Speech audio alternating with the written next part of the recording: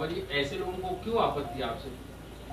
देखिए भगवान, ऐसे लोगों को इसलिए आपत्ति हो सकती है कि शायद वो किसी अन्य मिशन में लगे हों। विरोधाभासिक मिशन जब होता है और व्यक्ति का पूर्ण होता दिखाई नहीं देता है तो प्रायः तो वो इस प्रकार की गतिविधियां करता है। कर्नाटक में जो चुनाव प्रचार हुआ उसमें बजरंग दल को बैन करने की बात कांग्रेस ने की और उसे बीजेपी ने बजरंग बली से जोड़ने की पूरी कोशिश करती दिखाई दी। बजरंग बली का नाम इस तरह से चुनाव में खिंचता दिख और एक तरफ पहले के जमाने में व्यक्ति माध्यम होता था, ईश्वर का प्रचार होता था। आज के जमाने में ईश्वर माध्यम है, व्यक्ति का प्रचार होता है। और बजरंग बली के ऊपर बैन लगाना या बजरंग दल एक विचारधारा हो सकती है। विचारधारा में तरह तरह के लोग हो सकते हैं, लेकिन हनुमान जी के नाम पर बैन नहीं लगा सकते हैं आप हमारे राष्ट्र में। बाबा जी बिहार के मंत्री हैं तेज प्रताप, उनके ये शब्द हैं कि बाबा बागेश्वर को बिहार में घुसने नहीं देंगे। भगवान की इच्छा, हनुमान जी की इच्छा पर हम चलते हैं। बालाजी की जैसी इच्छा होगी वैसा होगा। हिंदू राष्ट्र पर जो बयान आप देते आए वो हिंदू राष्ट्र होना चाहिए, क्या जिस तरह की स्थिति बन रही है हिंदू राष्ट्र घोषित होने वाला है।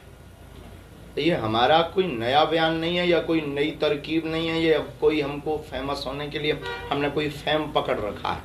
हमने तो महाराष्ट्र के ही वीर और महाराष्ट्र की ही धरोहर और समूचे भारतवर्ष की शान छत्रपति वीर शिवाजी महाराज का जो हिंदवी राज्य की स्थापना का संकल्प था, उस संकल्प को दोहराया है।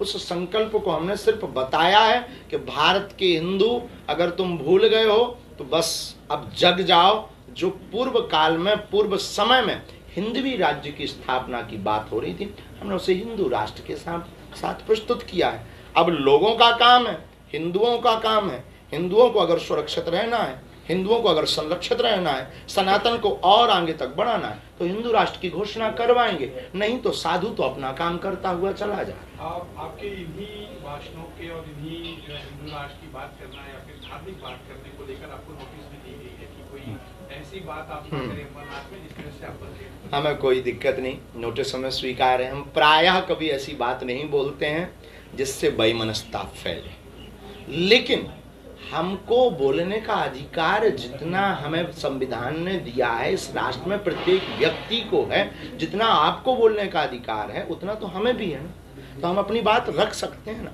मानना ना मानना बात। हाँ, हम किसी मजहब के खिलाफ बोलें, हम किसी भगवान के खिलाफ बोलें, हम किसी पुस्तक के खिलाफ बोलें, हम किसी व्यक्ति के खिलाफ बोलें पर्टिकुलर, तो बात अलग है। हिंदू राष्ट्र एक बहुत बड़ा विषय है और हमें नहीं लगता कि ये वैमनस्यता। हमारे हिंदू राष्ट्र में मुसलमानों को भागने की आवश्यकता नहीं, ईसाइयों को भागने की आवश्यकता नहीं, हमारे हिंदू राष्ट्र में किसी को भी राष्ट्र छोड़ने की आवश्यकता नहीं, हमारे हिंदू राष्ट्र में किसी को भी धर्म घर वापसी कराने की भी आवश्यकता नहीं। हमारे हिंदू राष्ट्र में सिर्फ जातिवाद की पाठ को दूर करना। तो हिंदू राष्ट्र